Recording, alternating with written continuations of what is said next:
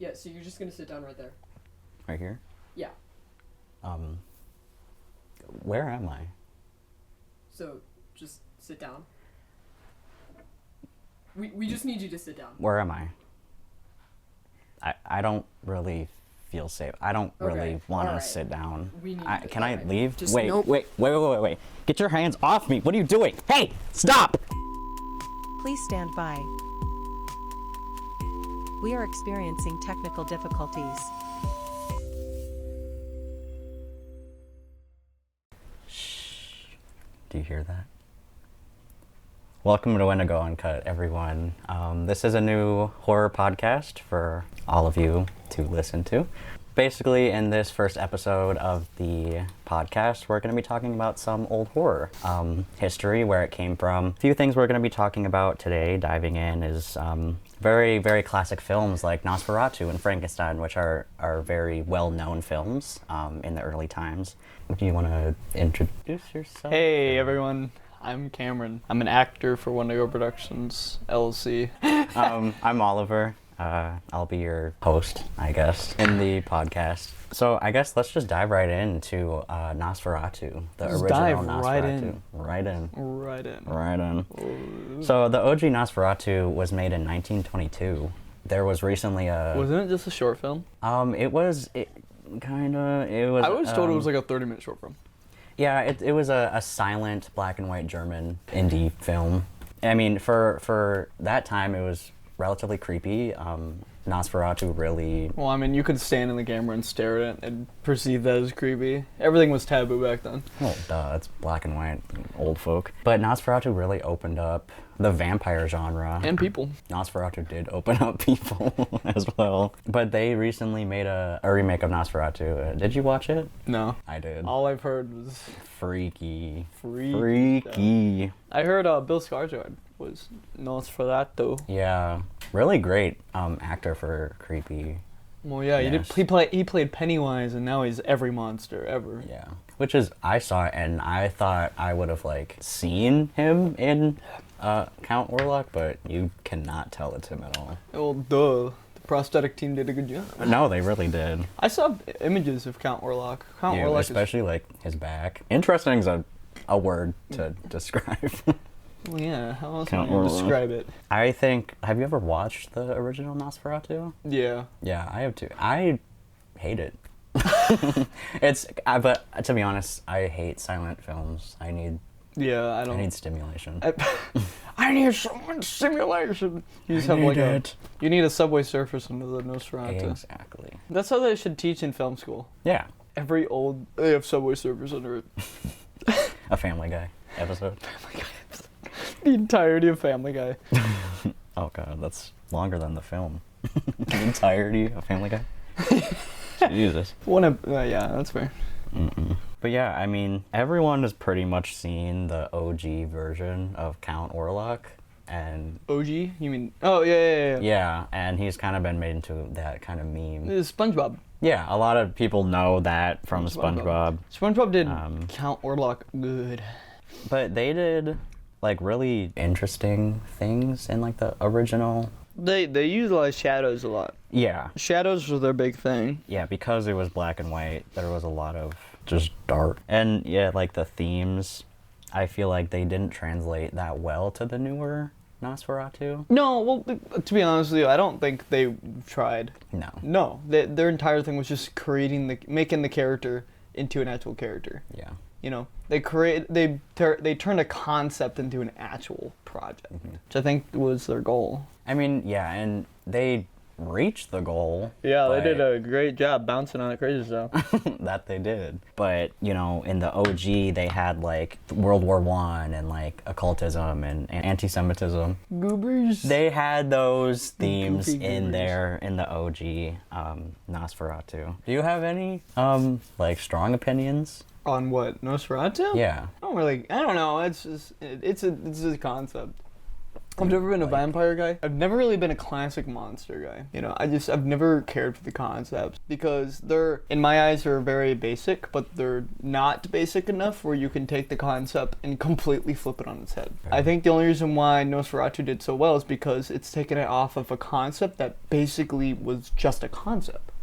You know, it's like taking a set drawing, or like a drawing for a set, and turning it into an actual set. That's how I see it as. Okay. The conversion of that. Yeah, I mean, I see where you're coming from. Frankenstein was one of the first, because it was in books. Frankenstein is like what really opened the gate for like classical monsters. Yeah, because what's her name? Whoever wrote Frankenstein, that was the first ever, like... Yeah, Mary Shelley. Yeah, Mary Shelley. She opened up the world to a new kind of horror when she wrote that book, because there really wasn't anything like that. There really wasn't anything, you know, that type of art fiction before. Yeah. Because it was really, books were just meant back then a lot for nonfiction. Yeah. You know, a lot of for informational. And she really pushed the idea. She made it mainstream, I'd say. Made it mainstream that books can be used also for entertainment. Yeah. And in 1818, it was originally published anonymously. Anonymously. Yep. Because she And- didn't think it would do well. No. She thought it was going to flop, and she thought it would ruin her career. Yeah. And then... Which, I would too. I mean, when you're taking a big leap like that in that year of like, is this going to be something people want to read? It was adapted into a play in 1927. I And didn't know then- Frankenstein had a play. Yeah, and then the like actual like picture movie was made from the play. From the play, yeah. And- was Nosferatu before Frankenstein? Like the original After. book? It was after. Okay, that's what Yeah. I thought. Makes sense. But I think Frankenstein like had like a lot of like reason behind so much horror today. Like that really was like the opening of so much in Well, like it the horror. created the classic scenario of monsters not being able to be controlled. Yeah. You know, and that's an extremely unique concept at that time. Nowadays, it's overused a lot. You know, like, and if you think about it, in any media that involves like something that wasn't a monster now is the same type of format as Frankenstein. Yeah. Something creates a monster. And the common misconception that Frankenstein is the actual monster's name. Yeah, that's It true. was a very common thing. Frankenstein. It Is was the the doctors. doctor So it's in technically Frankenstein's Dr. monster. Frankenstein and then Frankenstein's Yeah. monster. Well, it's because Frankenstein. I think a lot of the mix-up was because of the movie, because they put Frankenstein and then they put the monster Yeah. in the poster. So a lot of people insinuated the name Frankenstein with what they saw on the poster. Yeah. Which, that's on that. That's that's a subpar at best level of inferring right there. I guess. How did you, like, have you watched the original Frankenstein? I've not. I have. I've seen clips of it. What do you think about it? It's probably one of the better classic horror movies. You know, like if we're talking about like real classics, I'd say it's one of the better ones. You know, it definitely does a better job than Nosferatu, 100%. But Nosferatu was a short film. I think it also does a better job than The whatever in the Black Blue. Lagoon monster or whatever. Yeah. Lagoon something. Yeah, Lagoon something. I think it did better than that. So I think Frankenstein, the movie was pretty decent, especially for its time. And the set work was amazing. Yeah. Set work is crazy good for that time. No, 100%. They used a lot of, for the entire castle, they made a miniature for that one. No, I really like it, and I like the fact that it like became such a staple in like classical films, and like how many adaptations have come from that story. Yeah, no. I think I've seen more adaptations for like Dracula than Frankenstein. Yeah, well, They're both very similar. And there was Yeah. even a Dracula versus Frankenstein film that is true. once. It's like Batman. Because they correlate the monsters a lot because of the similarities in where they are. I mean, Frankenstein lives in this big mansion on a hill overseeing a village to create his monster, and then people come in to attack the monster. Yeah. Dracula lives in this big castle overseeing a village so he can do his thing. To be honest with you, the set design for Dracula and Frankenstein is so unbelievably similar that today they probably perceive it as they copied it. Because it's also extremely similar storyline too. Yeah. The only difference is Dracula is the monster. Yeah, seeing here, because Universal Studios is the one who claimed slash made the film Yeah. for Frankenstein and Dracula. And Dracula. It says that they lost 2.2 million in revenue. Like within 48 hours of Dracula's opening, they had already sold 50,000 tickets. They definitely earn a lot more in Dracula. Yeah. Dracula's always been the more popular one. Frankenstein, I don't think people like Frankenstein because of the style of the character. I mean, Dracula's very gothic, very fancy, very unknown and mysterious. Frankenstein's monster is like shock horror, shock horror, shock horror, which especially then was not popular at all. Nowadays, shock horror is the big thing. I mean, Terrifier is a great example of that. Yeah. You know, people love shock horror, especially nowadays. And I think like with the whole idea of like vampirism, there's a lot of like romantic with it too. It's very romantic because like I know a lot of it was Dracula picked like his wife to be a vampire with him. That was his entire thing. Yeah. And it's funny because it's like, I know that within Dracula, they came out like around the same time as Frankenstein. So those two were kind of like basically twins in a way. Because they came out the same year. They did, yeah. But Dracula did better. Way better. Way better. Because Dracula fit with the times now, which I think is why Dracula is, I think, at least the original Dracula aged worse than Frankenstein, personally. Because Frankenstein has more elements of today's imaging. Which is, I think, a lot of things that a lot of people forget when it comes to films is a film could be considered horrible then, but considered amazing now. Like Frankenstein, back then, it was genuinely like, this is dog. I hate this film. But nowadays, it's considered a masterpiece. Yeah. You know? So it's just time changes everything, and people change their perspectives over time. Stuff like that, you know, changes things. And just seeing that literally in film, especially in horror, is crazy. Because horror it's weird. We haven't seen a lot of iconic horror things recently. The only thing that I can see that has genuinely changed the way we think of horror is Terrifier. That's the only thing recently. And the reason why is because of its excessive gore. Yeah. Everything else, though, I genuinely just can't think of within the past, let's say 15 years, where besides classic slashers, I can't think of anything that's completely changed the landscape of horror. Yeah. You know, Saw tried it really, you know, and I think Saw did it really well. It's just Saw kind of kept it so unbelievably specific that it's only in its own field. You see another film that has like traps and excessive gore, people are gonna be like, that's just a Saw film. Yeah. You know, and people compare Saw to a lot of things. So, I mean, yeah, it's really cool to see. Yeah, and I mean, you're right, there isn't been a lot of like unique, because like those classic films nowadays, like they just build off the same series. Yeah. They're usually remakes or revamps or sequels, prequel. Yeah. Like they're just something off of an idea that was already made. Like you could even say like, oh well, Dune 2 was like the most insane thing ever, you know, to come on cinema, but it's still a sequel. It's a sequel to a project that's already been made. Yeah. I think one big thing back then was studios didn't really think about how much they could like steal from the consumer or steal from their own workers. They had more of a mindset of, okay, if we make an amazing film, we'll make a lot of money. Instead of, okay, if we just make a film and advertise it really well, we'll make a lot of money. I think back then they cared more for quality because their perspective was quality equals money. But now it's quantity equals money. The more projects they make, the more money they make. The more stars they have in a film, the more money they make. The more name brand stuff, the more money they make. I mean, seriously, they make a Dune 2, they could have made it horribly. They could have made it a literal Lego film, you know, and it would have done well because it's Dune. It's Dune. You know, it's just like with the Star Wars Disney thing. I mean, those Star Wars movies sucked, but all of them, in their own perspective, did really well. Yeah. Except for the last one. That one did not do so well. Yeah. One lost a lot of money in the box office. Yeah.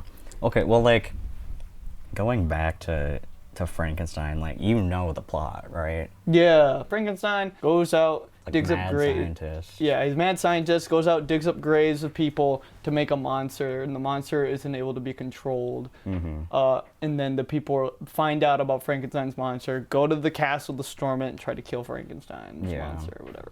Yeah. And it's like, I feel like really is such like an interesting story. It is. Like, It's not when a. you really watch it. It's not a bad story, and it doesn't even perceive Frankenstein's monster. It perceives Frankenstein's monster as the victim. It doesn't even see it as a monster. Well, yeah, because then that one scene with the little girl Mm-hmm. that when he actually gets out and finds Yeah. and ultimately kills, 'Cause- but you know, Yeah. No. but They perceive they really push the, and especially nowadays, that's how people saw it at least. Mm-hmm. People still see it as Frankenstein's monster was the victim. Mm-hmm. He was, he was just like he was created and then was attacked by all these people, and he fucking murdered people. he did murder people. but like But nowadays, it's always perceived as Frankenstein's monster as the victim, I don't just not like. especially nowadays. I love the plot and like how it's written, but just something about it just doesn't sit well with me. What do you mean? Like- what doesn't sit well? Like not like Frankenstein's monster, but like the Dr. Frankenstein character as a whole. Well, I mean, it's just a scientist. I don't think the doctor is horribly, like, bad. I don't think it's a bad character. And I'm not saying it's a bad character. I'm just saying like personality of the character. Like I just don't think, I don't know. I'm not someone who can really like enjoy a character who thinks like, they can play God and like, Why is that an issue?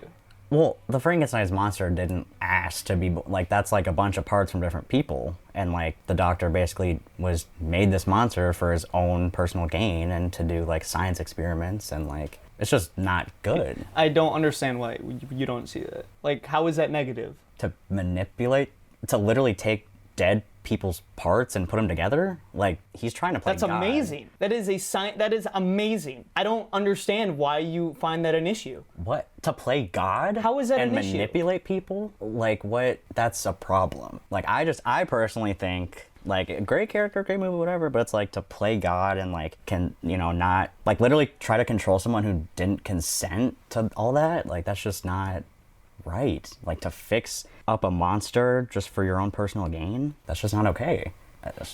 All right, we'll fix that. What? We will fix that. Okay, let's just move on to the last topic. Yeah, let's move on. We did some research and we found one of like the first ever like horror films. The Devil's Mansion. Yeah, it goes by like a few names, like Spooky Mansion. no. That's a game. Yeah, nobody. Spooky Dookie Mansion. Spooky Mansion. No. It can sometimes be called like the House of the Devil, House of the the Devil. Haunted Castle. Haunted Castle. There's a bunch of different translations because it is a French like short film. I'm gonna totally butcher this saying. Le Mandieu du Diable. 1896 is when this film was made. Yeah. And it was released in the US as The Haunted Castle. And in the UK it was The Devil's Castle. People were scared of the devil back then. Well, duh. That was like a very scary thing. Because it was a very religious time back then. Yeah. Wasn't 1860s during the Blair Witch trials? The Blair Witch Trials? Salem. Holy crap. Wait a minute. Remember when they made those VHS camcorder stuff in the 1860s? I don't...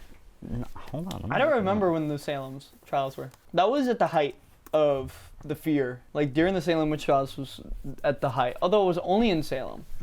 There were some accounts in England of stuff like that too. Witches and stuff like that. It was in 1690s. 1690s. So slightly ahead. Actually, slightly behind. Or 'Cause this slightly was behind.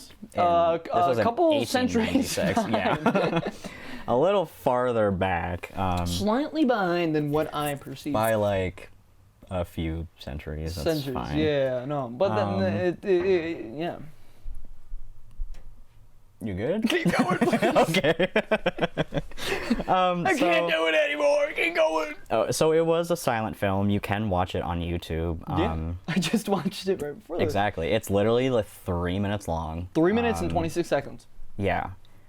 But honestly, for it being like one of the first ever like horror film short things, there's like editing in there. Yeah, that's, there's like, so much. surprising. It's so much clipping. Yeah. So much cutting. Because it's They cut like the film, actual film part. Yeah. Well, cutting like- film isn't like That's how they used to make movies constantly. They would just cut Well, film Yeah. and then reattach it to each other.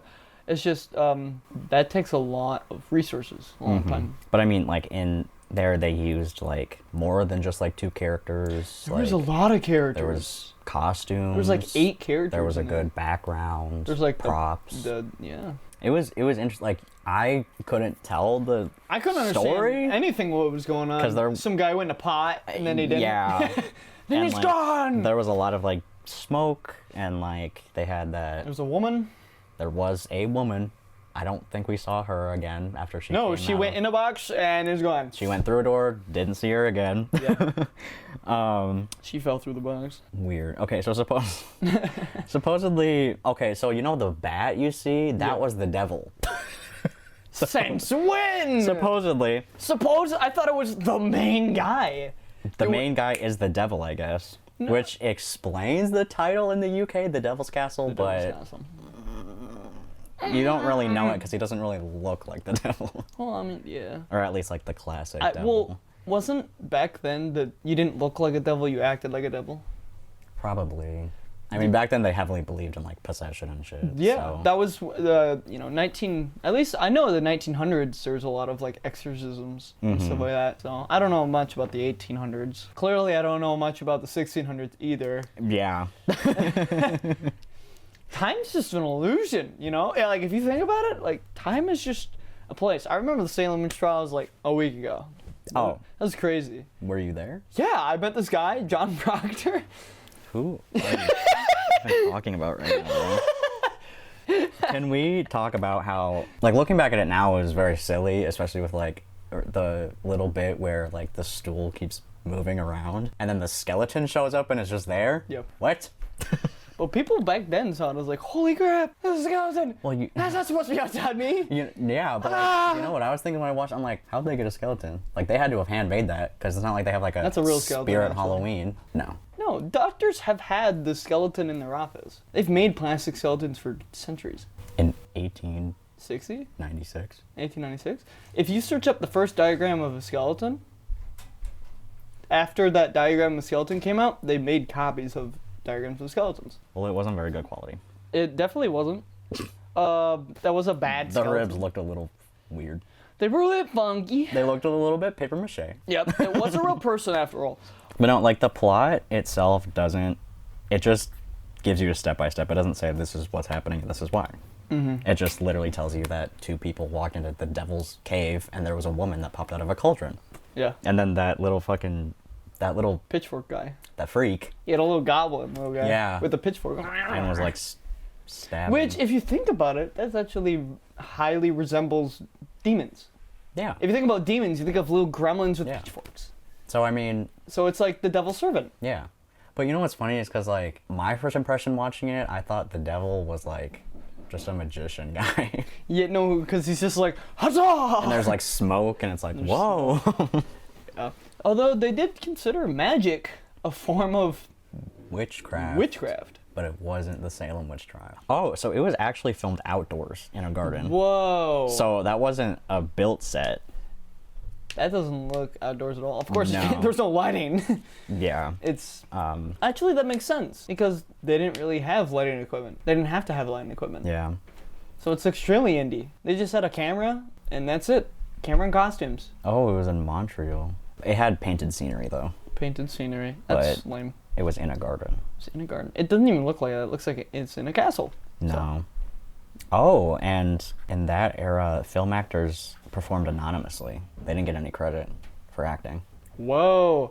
I think we should bring that back. Oh, I'm just reading facts about it now. So one of the stage actresses who appeared in many of the author's The one actor. films actually became his mistress and then later a second wife. Oh, and it's the same woman who came out of the cauldron. Yeah, that's what I assumed. I feel like the woman that came out of the cauldron is the one that went in the box. No, she went through, Because she went through like the door. the door, and then the door probably transported it into the cauldron. Although the little gremlin went in the cauldron too, so maybe Well, because there was a little door at the bottom of the a little cauldron. door at the bottom. So maybe She came out of the cauldron, and then he brought her into the door. door. Why'd she come out of the cauldron? Well, because he made her. He literally produced. Oh, I guess it was probably just a way to show, like, the devil can do anything. He can produce women. He created the woman, and then he created his assistant. He created a goblin. Well, he created the goblin, and then the goblin helped. So create the woman. The first, like, I'd say first minute of the project, like, the production is truly just the devil showing off what he can do, and then the two guys come in, and then the devil's like, oh, you already know what I can do, what will I do next? So that's interesting. Yeah, it is, but he was a player. I keep forgetting that old people back in the day, like way back in the day, like centuries ago, think the same way we do. They really do. Like, people still think creatively, people still have concepts of, you know, interesting things. It's just, you know, it's just all about knowledge. Yeah. You know? So, like, back in the day, like, they'd be like, oh my gosh. And we just, like, we show him off, and then he just does a whole bunch of stuff. You know, like, nowadays, we could, like, perceive it as, oh, well, the main character, he moves a cup in a scene. And it's like, oh, wait, I didn't know he could do that. And then later on in the film, he just, like, throws a whole bunch of glass with his mind, you know, because of, like, a difficult situation they're in. A great example of that is Eleven from Stranger Things. Yeah. She shows a little bit of her powers in the beginning, and then later on goes crazy on it, you know, which shocks the audience even more. That is true. So actually, the first horror film did have influence on media. Well, because, like, I guess you could, like, superpowers and supernatural, like, are also, I guess, I don't say a part of the, like, horror film world, but, like... Sci-fi. Yeah. And that's, like, you know, those are sci-fi and whatever and different genres, but if there was never any, like, monsters to begin with to show, like, there can be otherworldly things, I wonder if sci-fi would even be a thing today. Maybe. I mean, I don't know. Frankenstein was received more as sci-fi than horror back in the day. So, I mean, what differentiates sci-fi from horror? What makes horror? You know? Like, because sci-fi is just anything that isn't real. You know, sci-fi could literally be apocalyptic. Sci-fi could be spaceships. Sci-fi could be someone making them a human. Sci-fi could be anything that's not real. So is horror just a subgenre of sci-fi? Or is, like, it could be. Horror could have initially been a subgenre of sci-fi. Yeah. And then it turned into its own thing, because horror is the entire perception of boosting adrenaline via fear. While thrillers are more like sci-fi than anything, because thrillers are more focused on the storytelling aspect. Oh, interesting. So the film was actually presumed lost until 1988, and The Haunted Castle came out in 1896. So luckily we got to this before, we got to this after they found it out. In 1988? Yeah, luckily. It's 2025. Yeah, it's a few years. Thank God they found it. I mean, I don't know what we would have done. We would have had nothing to talk about. We would. But no, it said a copy was found in New Zealand in a film archive. Film archive? In New Zealand. Damn. We need to make film archives more. And it was actually bought at a junk shop. Do you ever, like, think about just how much media it's gone? Like, genuinely, there was such an unfathomable amount of media that's just missing from the universe. Before the internet, the only way people kept things was in storage, physical storage.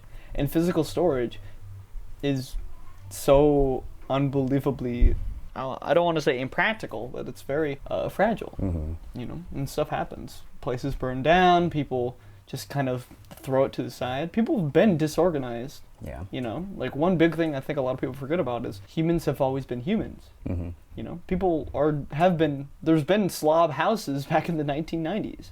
There's been there's been people that just, like, oh, I don't care, I'm just going to throw this to the side back in the 1800s. For all we know, there could be a movie that is so unbelievably revolutionary for its time, to the point where we look at it and think, holy crap, this is exactly like how we make movies now. But it's completely gone, because people didn't care about it back then. Because people didn't like the stuff. I bet you, we show a movie from, like, the of someone from the 1860s, the movie now, they're gonna be more confused than ever, because they're gonna be like, wait, how do they do this? How does this stuff happen? Wait, no, this doesn't make sense. This person wouldn't want to be heroic. This person wouldn't want to do that. They'd be more confused than anything. Yeah. After the starstruck of the effects. Yeah, and it's like, I wish for, like, especially people who really do love, like, the history of, like, not even just horror movies, but, like, any genre of movie of like, where are the origins? Like, you know, I bet there's a lot of lost scripts, writing footage, like you say, of like a bunch of, you know, in the time new things that we never got to see. Like, were there monsters in the era of Frankenstein and Dracula and, you know, the Black Lagoon monster? Like, were there more monsters that could have been classics that just never were seen or like never finished? Like, It's I really truly interesting. believe there's so many horror things that just is lost. And I believe, I actually have this theory that the companies like Universal Studios and stuff like that have, like those really old companies that's been around forever, has archives of films that is completely just sealed up. And they would never talk about it, and they'll never show it. And they just have it sealed up because it's potential ideas for the future, or potential great, if you think about it, literally a great way to get like, oh no, our company's doing really bad. Not a lot of people care about us right now. Let's just say we found an old archive. Let's push it out. Like, genuinely, if they say, we found an old film that was made in the 1900s that we just found right now, and it's about this thing that was thought of before anything else, they could put it in theaters and it would blow up. Oh my God, yeah. 100%. People love like, love that stuff. found things, anything, found letters, found history pieces, found footage, Yep. you know, that may not be real or fake. Yeah, Like, that's why people the Blair love Witch it. Project did so well, was because people perceived it as something that was found footage, something that wasn't meant to be seen.